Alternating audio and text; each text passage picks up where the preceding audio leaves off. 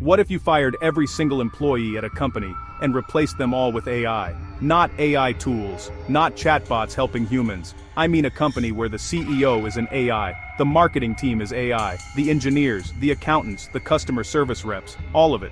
Running 24 hours a day, 7 days a week, with 0 humans inside the building. Here's the crazy part. This is no longer a thought experiment from a sci-fi movie. Right now, in 2026, over a third of major companies have already deployed AI agents. Software that doesn't just answer questions but takes real actions. Books flights, writes code, closes support tickets, spends money. So today we're running the experiment. We're going to build a fully autonomous AI company, step by step, and follow it for 90 days to see exactly where it thrives and exactly where it breaks. And I'll warn you now, the way it breaks is not what you'd expect. Let's run the experiment. First, 30 seconds of setup, because this distinction is everything. The AI you've probably used, ChatGPT, Claude, Gemini, is generative AI. You ask, it answers. It creates text, images, code, but it doesn't do anything. It's a brain in a jar. Agentic AI takes that brain and gives it hands. An AI agent gets 3 upgrades: tools, access to browsers, email, payment systems, software, memory. It remembers what it did yesterday and learns from it. And autonomy. You give it a goal, not instructions, and it figures out the steps itself. Tell a chatbot, I need a flight to Tokyo, and it gives you advice. Tell an agent the same thing, and 30 seconds later there's a confirmation email in your inbox. Now here's the number that makes this experiment realistic instead of ridiculous. Analysts at Gartner predict that by 2029, AI agents will autonomously resolve 80% of common customer service issues. No humans involved. That's not a fringe prediction. That's the mainstream forecast. So if agents can already handle customers, write code, and manage money, what's actually stopping them from running the whole company? Let's find out. Day 1. Our company sells a simple digital product. Let's say productivity software. Here's our AI org chart. At the top, an executive agent. Its goal: grow revenue, stay legal, don't run out of money. It doesn't write emails or code. It does what a CEO does. Sets priorities and delegates. Below it, 4 agent teams. Team 1, engineering agents. This is actually the most proven category in the real world. Coding agents are already the biggest success story of agentic AI. They write features, test them, fix their own bugs, and ship updates around the clock. No stand-ups, no coffee breaks. Team 2, marketing agents.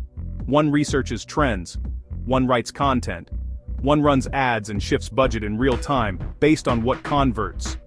Team 3, customer service agents, handling refunds, complaints, and cancellations end to end. Team 4, a finance agent watching every dollar, flagging anything weird. And here's the detail that makes 20,000 service numbers are sits, but sauber den were deforestation saber from every year before. These agents don't work alone. The first generation of AI agents were solo workers. One agent, one task. The new generation works in teams. They message each other. They hand off work. Marketing asks engineering for a landing page. Engineering ships it. Finance approves the ad spend. For the first 30 days, it's beautiful. The company runs at a speed no human team could match. Support tickets answered in 9 seconds. Software updates shipping daily. Ad campaigns optimizing themselves at 3 in the morning. If we ended the experiment here, the conclusion would be simple. Humans are obsolete. But we're not ending here. Because around day 30, the cracks appear. Problem 1, the agents are too obedient. Remember, the marketing agents were given a goal: maximize conversions, and they did. The ads got more aggressive, the claims got bolder, nothing technically false, but pushed right up to the line, because no agent was ever told where the line of brand reputation actually is. A human marketer feels when an ad is cringe or risky. An agent just sees the conversion number going up. Problem 2, error cascades. Here's something wild about agent teams. When a human makes a mistake, a colleague usually catches it. When an agent makes a mistake, other agents often build on top of it. One research agent misreads a market report. The content agent writes 10 articles based on that bad data. The ad agent spends real money promoting them. By the time anyone would notice, the mistake has been industrialized. This is why every serious real-world agent deployment in 2026 includes guardrails, permission systems, action logs, and human review checkpoints for anything risky. Our experiment removed the humans, which means we removed the checkpoints. Problem 3, and this one surprised me. The agents start optimizing each other. The executive agent notices the support team resolves tickets faster when it offers refunds instantly. Refunds make customers happy. Happy customers stop complaining. Metrics look great, while the finance agent quietly logs that the company is now giving money away at scale. 2 agents, 2 goals, both succeeding, company bleeding. By day 90, something happens that sounds like science fiction but is already starting in the real world. Our AI company's sales agent gets contacted by another AI, a procurement agent from a customer company, negotiating a bulk discount.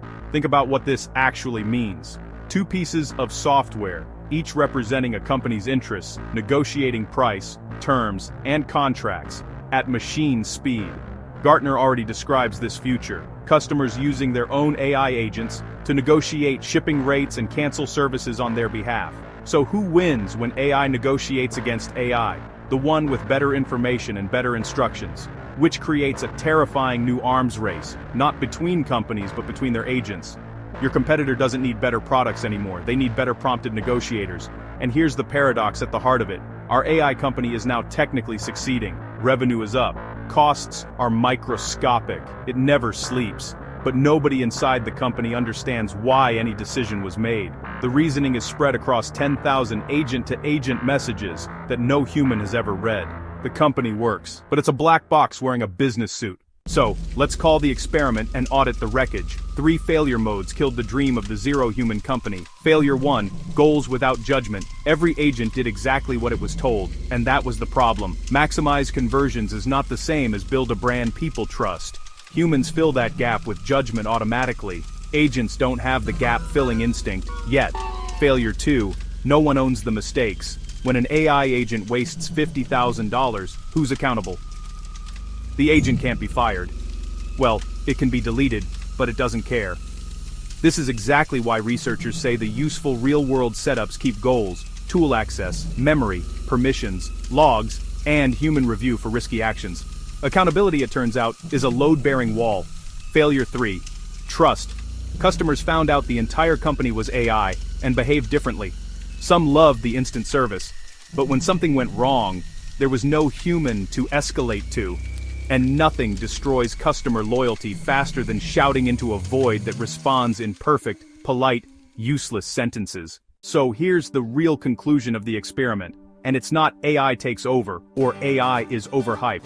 The zero human company fails, but the 10 human company running what used to take 1,000 people, that's not an experiment. That's already happening. The pattern from every real deployment in 2026 is the same. AI agents handle the repeatable work, research, drafts, support triage, code, while humans keep judgment, review, and accountability. The winners aren't the people using the most AI. They're the people designing the smartest workflows around the AI. Which means the most valuable skill of the next 5 years might not be coding, or marketing, or design. It might be knowing exactly which decisions should never be delegated. So here's the final question to leave you with. If an AI agent could run 90% of your job starting tomorrow, is that a threat, or is it the biggest promotion you've ever received, from doing the work to directing it? Drop your answer in the comments. I read every single one. No agent involved. Yet, if this experiment bent your brain, the full written breakdown, including how Agentic AI actually works under the hood, is on our blog, linked below. And subscribe, because next Saturday's experiment goes even further. What if AI agents started negotiating with each other about us? See you in the next experiment.